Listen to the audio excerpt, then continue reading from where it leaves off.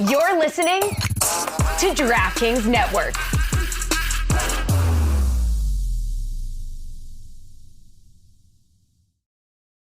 Folks, listen up. U.S. Cellular wants to help everyone get the gift of connection this holiday season. Already a customer? This applies to you too, because right now, new and current customers can get any phone, and I mean any phone, for free. Yes, free. Sounds like it's time to make the switch. Spread the holiday cheer far and wide this season with a new phone. Everyone can get the gift of connection at U.S. Cellular. Get any phone free today. U.S. Cellular, built for us. Terms apply. Visit uscellular.com for details.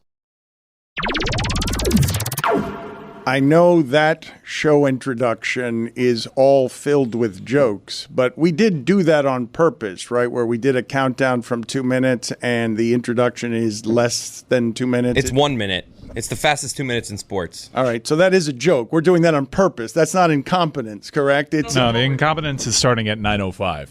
Okay, well, at least I knew there would be incompetence somewhere that we can make a joke out of. Found it. So thank you. Also, we are very lucky today to have Charlotte Wilder and Amin Al-Hassan because basketball, Draymond Green is doing maximum Draymond Green things that don't have much of anything to do with basketball. This is how it ends for the Warriors, you understand. It's with him punching in the people in the face, getting his money, and then not making it about basketball at all. But before we get to that story, I just want to know what is happening in the left corner of the shipping container where you are suffering a punishment of some sort, the commissioner of the grid of death. And you're an old-timey baseball player? Well, Dan, here's what happened is, as you know, I'm the commissioner. I rule with an iron fist, and it's December, as everybody's aware. So punishments have to be paid off as the, bucket of death is here. And it was brought to my attention that Roy was supposed to be completing a punishment today. Now, I switched with Roy, so it seemed only fair that I would have to pay off said punishment. Now, this is going to count as one of my punishments, but a punishment is being paid nonetheless, and I don't know what Roy's going to have to do. He's going to have to figure something out. Looks like his punishment is invisible. It's pretty good punishment. Are you a particular baseball player? Are you in character as an old-timey baseball player that's specific, or just general old-timey baseball player? I'm told that I am supposed to be Tungsten Arm O'Doyle from the 1921 Akron Groomsmen. No, Dan. See, He's over here. He's Billy Two Legs. He's the fastest man we've ever seen in this sport. I'm also alarmed at how much Billy actually looks like. We just got to put you in sepia or sepia. How do you say that? Yeah. You know what I mean? He does. You actually, I don't think we've ever had a costume that is quite that authentic. If you immediately stepped out from 100 years ago, I would think you don't even look like Billy. You look more like you're all curly. That's the picture right there. That's the picture right there. It's always in that stance.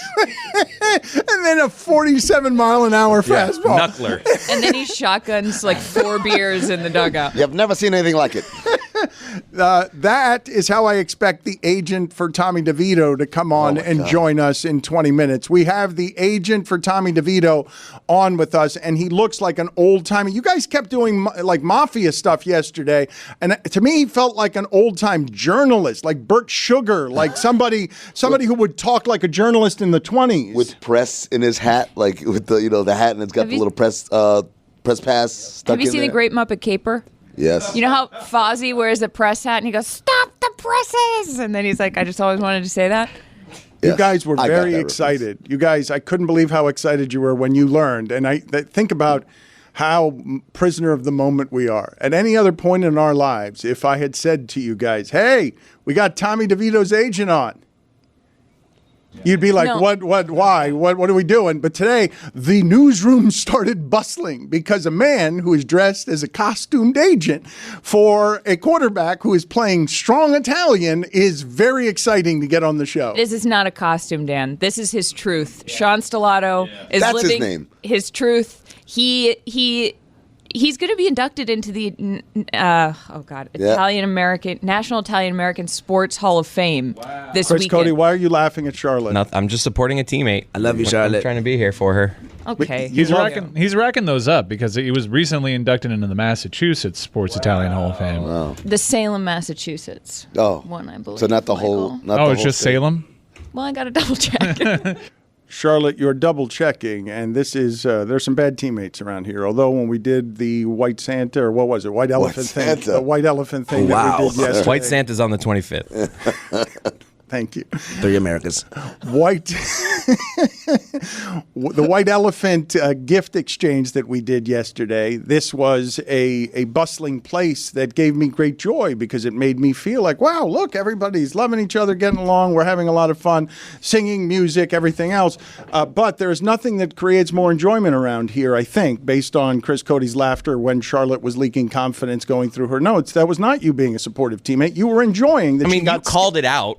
You're the bad teammate. I was doing it quietly. She would have never known. Well, while you've been bickering about who's a good or bad teammate, I learned that Sean Stellato is in the Salem High School Hall of Fame. So who's laughing now? The reason we were bickering about it is because generally, if there are smiles in that room, I follow them. But he was laughing at you, not with me. And that's my point. And I didn't recognize that. He was enjoying, because absolutely what he was doing is enjoying that you had to go to your notes and now the show was just sitting in your lap.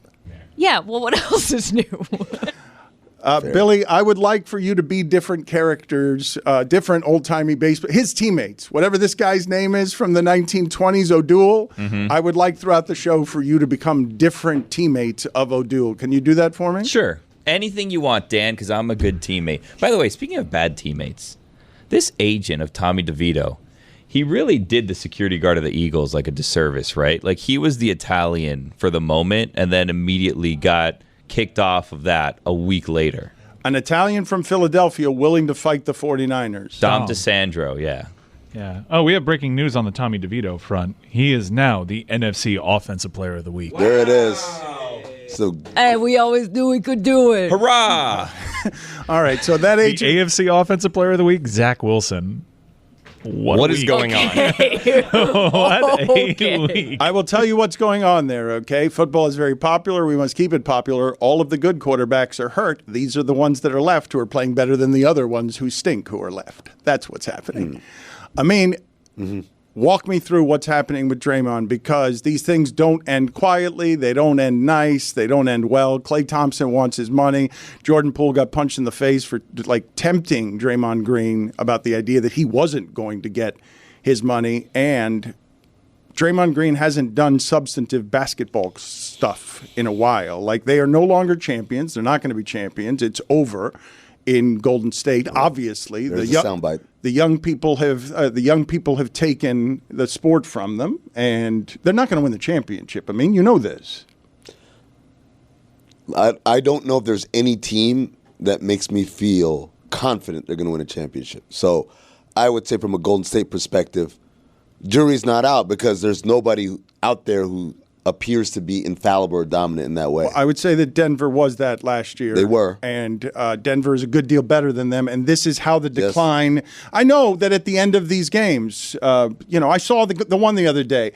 I thought Steph Curry had won the game late with a 3, 118, 115. But no, Oklahoma City's really good. Yep. And when I tell you that the young people aren't going to let them stay champions, they've been reminding the Memphises of the world, we've got 4 rings. But that isn't what it was, okay? This is the diminished remains of what was the best regular season basketball team I have ever seen, and then added Kevin Durant.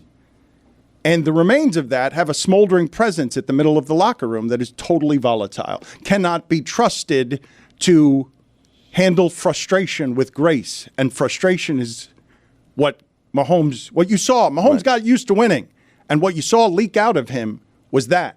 Draymond's used to winning. They're not winning anymore, and he's at the center of it. What's happening there? I just think this is a guy, I don't know if it's tied to not winning. I just think he's operating in a space where he feels untouchable.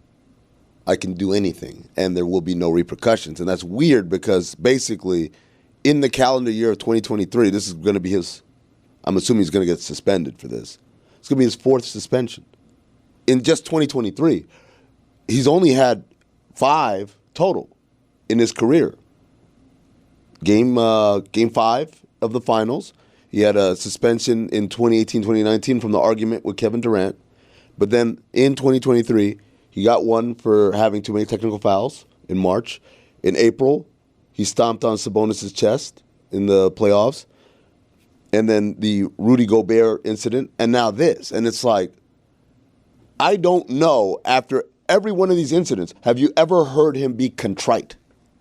Or be like, man, I got to do a better job. Look, man, he has earned championship FU. This isn't contrition. They are defiant. They win at the center of his defiance. His defiance has only been rewarded. But his defiance this year, this calendar year, has been nothing but a dumpster fire. He did say after this one, he said, I'm not one to apologize for things I mean to do, but I do apologize to Yusuf because I didn't intend to hit him. I sell calls with my arm, so I was selling the call, and I swung, and unfortunately I hit him, which is also admitting that he was going against the NBA's very important policy of no flopping. The STEM rule. What does that stand for, Amin? Secondary, theatrical, exaggerated movements. That is great. I wish that what happened is they just fined him for flopping because he copped to flopping like that. This was a total accident. I was just flopping. Like, please fine me for flopping. It's what I was doing. And I actually believe him. I don't usually believe him, but on this one, he's parsed it so discerningly where he's saying, no, this one didn't have intent. I tell you when I have intent. Now, he doesn't do that either because he intended to step on Sabonis' chest. But I actually believe him in this instance. Do you guys know what he got suspended for officially in the Rudy Gobert incident? What the league called it? Choking? It's called putting his arms around the neck in an unsportsmanlike and dangerous manner. What's a sportsmanlike way to do that? Exactly. No, look, there's a part of this, Dan, where you can say, yeah, the defiance is how we won our championships. But again, all the evidence recently is he's doing this and it's hurting his team. Just like the clock stopped on this podcast, whenever the game clock stops, that's time to order in with DoorDash. Pizza cravings hit at halftime? That's ordering time. Dreaming about tacos during a timeout? Boom, they're at your doorstep. Wait, you want burgers, chips, dips, drinks, and wings instead? Even better. Order on DoorDash and get everything you want delivered without missing a minute of the game. Don Le Batard. Greg Cody of the Miami Herald is writing an article, and I'm reading in it. Moss Miami, sold out. Miami artists, Miami culture. And I'm reading Moss Miami is sold out. And I'm reading about Digital Podcast Network, and I'm reading about us, and I'm like, this is our dreams coming true. Stugotz. 1,000 people come out, and we see the shipping container, and they're on a stage, and they're like rock stars. You and me both had tears in our eyes. We're like mom and dad of sentiment, and it's hard to get you to sentiment, man. That was a very emotional moment for us to see those guys. I'm telling you guys, you were on stage. Dan and I were both crying. Are you guys aware of this? Crying. Yeah, like crocodile tears. We believe no, crocodile tears are fake. Crocodile tears are fake. Amazing. I thought they meant big. This is the Dan Le Batard Show with the Stugotz. David Samson is with us. His podcast is Nothing Personal. He works very hard on it. It comes out first thing in the morning. The degree of difficulty on what he is doing, a solo show, not a lot of people covering that subject matter. Not a lot of people in the media space are doing what he is doing. I encourage you to listen to the podcast, watch on YouTube, because there are not a lot of people doing right now what David Samson is doing. Colin Cowherd, the one-man show he does it with 10 writers. Those are grenades lobbed in the air to go viral, and that's how Colin Cowherd's going to do it at the end of his career. David Samson is starting his career as a solo artist. This shit is hard as a solo artist. I hated it as a solo artist. I wasn't very good at it as a solo person. So I'm encouraging you to listen to that podcast. It's very good. And I will say again, most people are afraid of a lot of the stuff that he's talking about, so they just let it go. They do not talk about it. Now, we've been making fun of you again, David, because we brought up that sound that you had a bunch of years ago about Ichiro bringing down baseball with his $100 million contract. And now you're out here, and I think you're louder than anybody, shriller than anybody about this contract is doom. Have you seen anyone push that take further than you, where you are pissed off on behalf of baseball, management, and everyone else, as always, that labor got money? You're pissed off that a guy gets paid what he deserves. I'm also pissed off on behalf of agents. There's not one person in the baseball atmosphere who's happy with the Ohtani contract. The agents aren't happy, and I've spoken to a bunch of them because that deferral is an absolute joke without interest. The owners are not happy because they cannot compete with what the Dodgers offered. the way Ohtani and his agent dealt with this entire thing, it's actually not been positive in any way. And now you're seeing all the teams scurrying to sign the next guy, whether it's Yamamoto. The Giants immediately signed this Korean player, gave $113 million. So there's a great game of musical chairs going on. David, why? Why do you think? Who does this deal help? Who does the Ohtani deal help? Yeah. Well, if you believe that Ohtani can actually move to a state where there's no taxes and only have to pay tax on $2 million a year, the California rate, for 10 years, and then move to Florida the way Scherzer has and pay no state tax on $680. If you believe, because the tax law states, as some people are saying, if you defer money 10 years out, you pay tax in the place where you are when you get that money. That loophole is going to be closed. If I'm Ohtani, I am not assuming I get that savings. He never was going to leave Southern California. It was either the Dodgers or the Angels. I thought the Angels. And the Dodgers just went too far. And it's typical Dodgers with their financial bullying. All you had to do was defer 50% the way Scherzer got deferred or the way Betts or Freeman. But they made it so it's embarrassing. David, so I don't know how these things work. You ran a baseball team, so you know better than I do. Yeah, same. Looking from it from afar, when he defers all that money, it seems like, okay, well then the Dodgers owner would be incentivized to just sell the team before he has to pay him the $680 million. But that's not how it works, correct? No, there's something called a purchase price adjustment. That means when you buy something, so picture when you buy a house, and if that house, through inspection, it needs a new roof, you go back to the seller and say, hey, I was offering you $300,000, but a new roof costs $30,000. I'm now only going to give you $270,000 because I have to pay $30,000 for a new roof. And if I don't buy the house, you're going to have to get the new roof or it's going to leak all over you. That's what will happen with this Ohtani deal. If the Dodgers choose to sell, there is not an owner out there, any prospective owner, no matter how rich that person is, who will pay Ohtani $680 million not to play. So if the Dodgers are worth $6 billion, they'll actually get $5.32 billion instead of the full $6 billion. But do they have to put anything like in escrow over these years? So they're actually paying part of it now, correct?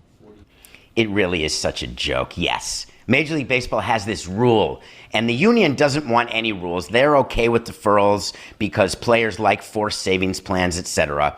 But the rule is you actually have to segregate the amount of deferred comp that you have. You get a 2-year grace period, but any deferred comp over 2 years gets segregated. So let's pretend that we're today. The Dodgers don't have to segregate anything. But in 2 years, they have to segregate what he's got remaining. But the way you do it, and this is what teams do, you take a picture of your bank account that shows the amount of money in it that covers the deferred money. But that's only a snapshot. So what owners do is they reallocate from other accounts, assets they have, or they borrow money from a bank for 5 minutes. They put it into an account, and then they take it out the minute baseball certifies. That is unbelievable. Billionaires are just like us. No, but what Samson just did there, did you see the grinning light of delight on his face? He loves it. Oh, look at how happy he was. Let me tell you this secret about how owners fake what they're doing so that they could keep the business Ponzi scheme going. That's unbelievable how delighted you were, not to reveal the Ponzi scheme, to be happy that it exists. You rebel. Well, it's so critical because you don't want to have that money just sitting there in an account available at all times because you want that money working for you in other ways. I would take it. I'll put that in my account. It can sit there as long as it wants. David, my question, what you just said all sound like a lot of math. The one thing that I take away from this is that Bobby Bonilla Day ends in 2035 and Shohei Ohtani Day is, if that's what we're going to call it, feels like it is, starts in 2034. So I just feel like it's important we always have one of those big days happening. And I'm glad that they dovetailed it like this. And Charlotte is right. I believe that what you did there, what you just did to explain that to us, is more informed than anyone I've heard talking about these contracts. And Charlotte is right when she says people are tuning out. It's just a bunch of numbers. It's a bunch of numbers. No. Yes, it's a bunch. That was interesting. I was into it too. I'm into it. That was interesting. I agree. It was interesting to me. Man, you're going to explain to me that America hates math?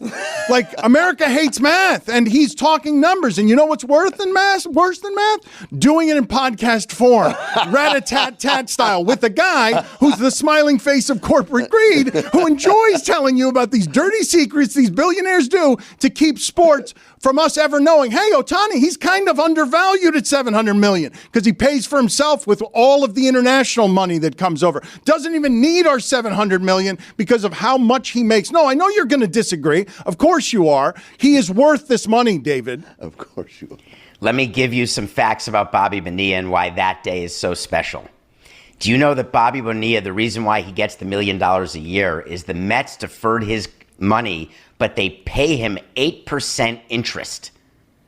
And the reason they were willing to pay Bobby Bonilla 8% interest on their money is the Mets were investing that money that they would have paid to Bonilla, and they were giving it to Madoff.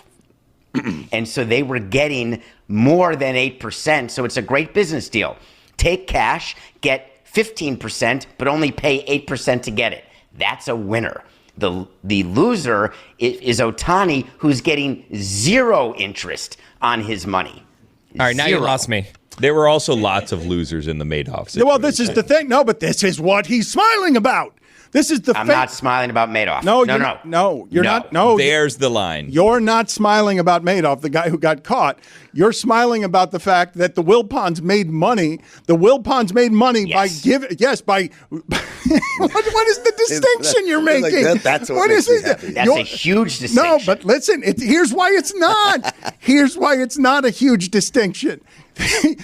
All of this shit you're talking about, billionaires taking an iPhone picture of their bank accounts because they've made all this money in all these other places that they then give to the ultimate schemer to make yet more money off it. That's what Bonilla is being paid in 2035, and sports fans are mad that Bonilla is making that money when they're not mad at the Wilpons for being less famous for making more money off that same scheme money. I would not compare when you try to leverage other people's money to make money for yourself to what Bernie Madoff did. Bernie Madoff died in prison having done a real Ponzi scheme where you steal from people, including a ton of great charities. Bernie Madoff deserves to be in hell forever. And whatever his definition of, I hope it's worse. What the Wilpons did is what all owners do, what all people. It's what you try to do. Are you not investing money in Meadowlark hoping you get more back? What is that saying? I'm investing money in you hoping I'm getting more back. How's that going? Good luck. How's our merch store doing? How's everything going? He's smiling again. Well, the merch store happens to be doing great at LeBatardAF.com. And the reason why it's doing great is you guys are doing such great promotions and great drops. People love the merch. There's fulfillment happening. Everything's great, though I would like you all to pay a little more attention to running of the merch store because what Angel and Juju are doing together is so fantastic. I ain't did shit.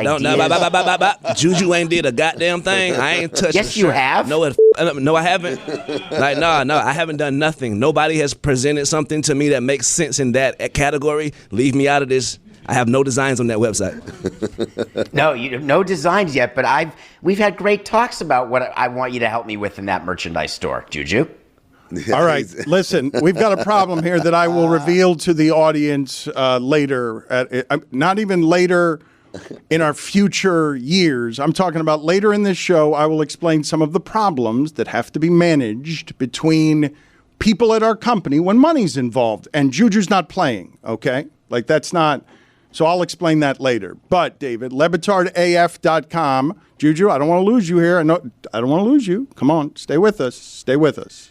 All right? Stay with us. I promise I'm right here with you, brother. I love you. Okay. All right, we got him back. All right. He's back. Stay with me, okay? Stay with me. No, Juju and I have had, I believe, our most meaningful conversations recently. He knows I love him, but Juju's mad, and I don't want corporate pissing off any more people at our company. But Our company needs corporate because it's a crumbling media economy, and we need to figure out ways to share money. And it's hard when you do business with friends. LebatardAF.com, Samson Sucks 20 is the code if you want 20% off. I'm going to now go. I'm going to take a break because we got Tommy DeVito's agent, Samson. We will talk about this off air. Thank you. No review this week, okay? LebatardAF.com. LebatardAF.com, Samson Sucks 20. Go ahead and keep laughing at Juju. Let's see how that goes. Like, we're not laughing about this. I'm laughing at that setup with Samson. This is not funny. I'm not laughing at Juju, Dan. Samson Sucks 20 is the code. LebatardAF.com is the website. Dan Le Batard. Many of you, by the way, are writing in and you're saying, Dan, quit being so mean to co-hosts that you always deem incompetent. That's the formula, man. Me being mean to the co-host is what allows Stugotz to take a very wealthy vacation right now. Stugotz. It's a winning position for everyone but me. Have you guys not figured this out yet? That's the whole thing, is me being rotten straight man as everyone else gets to be incompetent, and I yell at them for being incompetent. And here's the miracle of it. It's the magic elixir. Bad, which is the only thing Greg Cody can be, becomes good and lovable. And it's because standing next to obnoxious, strident me makes everyone look that way. Yeah, and the brush with death helped. Yeah, that was planned by me. The whole thing was contrived. This is the Dan Le Batard Show with the Stugotz. I can't believe how unreasonably excited everyone here is about this. I'm confused by it. I'm hypnotized by it. We applauded. It's so strange. We were so delighted to see what I was calling the costume you were wearing on Monday, and everyone here yelled at me and said, that is not a costume. That is who that man is. And I'm like, but he looked like a journalist from the 1920s. And they're like, no, Sean Stellato is authentically Tommy DeVito's agent, and Tommy DeVito is authentically Italian. So Sean, thank you for joining us. And please just tell me what the reaction was generally to you standing next to your star client, the player of the week in the NFL somehow. I can't even believe I'm saying this. Tell me what the last few days have been like for you as Tommy DeVito's agent. And thank you again for joining us. My pleasure. You know, it's been obviously pretty crazy, but at the end of the day, we're focusing one day at a time. He's preparing for New Orleans. I'm preparing for working on some opportunities for him and other clients. But it's definitely, there's been a lot of people coming out that I haven't heard from in a while. But like you said, what you see is what you get. I mean, this wasn't no costume. That's my wife. Yeah. My first life, I was from the 20s, though. She did say that. Sean, I just want you to know I had your back. I was like, Dan, don't you say that. You look incredible. Am I right that you're being inducted into the Italian-American Sports Hall of Fame this weekend? Or is that what your hat is? You know what? I'm representing gifts from New Era. But, I'm getting inducted Friday night. So excited, very humbled, honored. I think about who came before me, my ancestors, very low means from Ponte Grande and San Bias, Catanzaro, Calabria, Italy. I'm here now. This is pretty remarkable and very blessed. And I've got some amazing clients that I work with. I'm really excited for Tommy. It's crazy how it's all kind of the stars are aligned the week of the Hall of Fame induction, which is kind of cool. I'm going to ask you a very difficult question. I give you the choice and you have to answer it. And don't give me agent speak. You have to answer this question. You get the choice of either being inducted into this Hall of Fame or all the calls that you're getting from Italian sponsors and pizza companies because your client this week is going to make a lot of money and your phone has to be ringing like crazy. I give you only one of those you can have this week in a dream week. You choose one. Which is it? The Hall of Fame or all this opportunity that's coming your way for being Italian this week? I would say the opportunity for Tommy DeVito, I would choose. My first and foremost is a sports agent. This Hall of Fame's cool. It's great for my kids and my family and the ancestors, but I'm a full-time sports agent. I wear my emotions on my sleeve, and it's about servicing my clients. And I would pull that straw all day long. Sean, I have a question for you. When this gesture, can you tell me what does that mean to you? Like, this means a lot of different things to a lot of different people. We've seen it a lot in the recent weeks, and I think it's amazing. I'm married to an Italian American. This is a real, this is a real thing. She's doing Italian for the podcast. Yeah, and I would like to know what it means to you. The chain. Oh my God. Yeah. So long story. This can be interpreted, I think, different parts of Italy, where you're from. But I mean, forget about it. I mean, it's really just, hey, listen to me, you Mama Luke. I mean, come on. So I think, or it's just kind of, people are not paying attention. It's a symbol.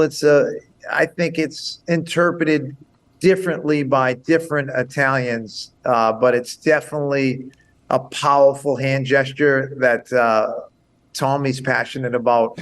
I love it, and I'm sure a lot of proud Italianos all over the world are starting to incorporate in their daily routine a little bit more. I think it might have been really used a lot more in years back, but I think it's the contemporary hand gesture, and we're excited for it. Well, they have an emoji too, which I think is very important. Is on his necklace. That's the medallion. It is that emoji, correct? No. Yes, that is correct. Yep. That's Oh, I lost you guys. We can hear you. We hear you. You hear me? Okay. That is the Italian horn, which is considered, for the Malecki. It's supposed to protect you. There's a lot of Italians. We have a lot of superstitions, and whether it's I have a lot of pregame rituals that I can't change up. So I'm kind of torn up for Sunday. We're trying to weigh in, but I know his dad's very superstitious and his mom, and that's something that we carry as Italians, very sacred to our hearts. Have you and Tommy Devito ever had an argument that has escalated into genuine "listen to me, you Mama Luke"? Tommy and I both got an understanding of each other, for me to get it done for him on and off the field. But, no, we haven't had that heated argument, like Tom Brady and Coach O'Brien did back in the Washington game years back. We're staying in our lane, and we're laser focused on, obviously delivering it for him on a daily basis and what he needs. And look, I stood on the table for him draft day and had to listen to 28 other teams say no. One thing I've kind of lived my life is the best revenge is massive success. And, just don't worry about things you can control. And I know he's locked in, not listening to all the hype. Neither am I, because at the end of the day, we're an opinion-based business, and you're only as good as your last game, as we all know that. I'm only as good as my last deal. So I got to, it's a constant evaluation process for, everybody in this business, a player as well as an agent. Speaking of sports and deals, and I want to know, what's your take on Ohtani's contract as an agent? Like, how do you feel about the deferment of that much money until 2034? I think, look, tomorrow's not promised to anyone, and obviously football out of the four major sports has got the highest injury rate. I think the guarantee component's important. Obviously, you look at how free agency and salary caps have really changed the game, especially in the NFL. But I'm sure, I'm locked in on my guys in terms of their deals. I'm sure, obviously his camp got an agenda and how they've strategized to get him paid. But it's definitely new precedents are met, every year, and I think as agents you strive for that to get to the top of the market for your guys. You're being very gentle. Yeah. You're being very gentle. Yeah. It's agent speak. It's not authentic Italian Sean, what he's saying in private speech. Like, you gave me a load of agent bullshit because you don't want to be mad at other agents because you don't want to be the story. Yeah. But you want your man, Tommy DeVito, what's going to happen? Yeah, the Giants will tell you we'll pay you in 10 years. Yeah. Deferment. Come on. Hey, I think you got to have a sit down and you got to break bread and maybe you could go swing by Bada Bing and see if there's anything to be worked out. Okay, because that I felt like you didn't give us honesty there. That the other agents are super pissed about this. It's a bad contract for your business because you can't defer payments because, like you just said, you know how lucky you are. All the quarterbacks have to get injured for yours to get a chance. Yeah, it's definitely this. I think the whole evaluation process on talent. I mean, look at a lot of experts get it wrong. We see it every year in the draft. They get it wrong in free agency. I think in terms of having an eye for talent and really believing in your guys, I think is important. And I've been doing this for SES Sports is over a decade old. I take pride in the guys I go after, the character, the traits, and ability to want to give back as well to those in need. But I mean, a lot of the decision makers, as we know, is out of our control. Especially in the early process going undrafted, you got to cut your teeth. And there's been a lot of great players that end up in Canton that got an opportunity on something unorthodox happening and an injury. I know, Tommy was an Elite 11 quarterback. Tommy was a dark horse for the Heisman. Tommy went out to the Open in Oregon and outperformed Tua and Trevor Lawrence. So I think what he's doing, it doesn't surprise me one bit. He hasn't even scratched the surface of what he's going to become in this league. Sean, you have also maybe not scratched the surface. I don't know if people know this, but you write children's books. And you've also... Yeah, and you've just gotten blurbs from some really amazing people. You've gotten blurbs from Bill Belichick, Chip Kelly, Doug Flutie, Sean Payton. I mean, it's Buddy and the Magic Ball and Football Magic, and you also have a book, No Backing Down. Can you tell us a little bit about being an author? No, and it's also Fourth and Long, The Odds, My Journey. So you're doing a lot of writing in your spare time. You know what? I've always tried to be creative. My daughter Gianna, she suffers from juvenile arthritis, and we were in and out of Boston Children's Hospital. And I said, Gianna, what can we do to start a movement? And she said, Daddy, let's write a children's book. So she took her passion for ballet, mine for football, and we intertwined it and came up with Football Magic. And it's kind of has some Harry Potterism into it / meets the Goonies, and it's a beautiful tale. Early chapter book. So that's going to be a series. My book, No Backing Down, I've been an underdog my entire life. This story, I'll challenge any sports story ever written. It's kind of like Remember the Titans meets a team of Rudies. But the mantra of my journey is no backing down. So it's kind of cool that is the title and how I live my life every day. It's a human triumph story. It's an underdog high school football team, and let's just say it definitely got some oomph to it. All the parallels to the Salem witchcraft trials, as crazy as that sounds. And what? Yes. What? Our coach was literally compared to Jim Jones and David Koresh starting a football cult, and which was completely false. He was pretty much, the coaches put their livelihoods on the line because there was a major teacher strike. They had 2 contracts, one to coach, one to teach. The administration said, if you coach, we're going to terminate you on the spot.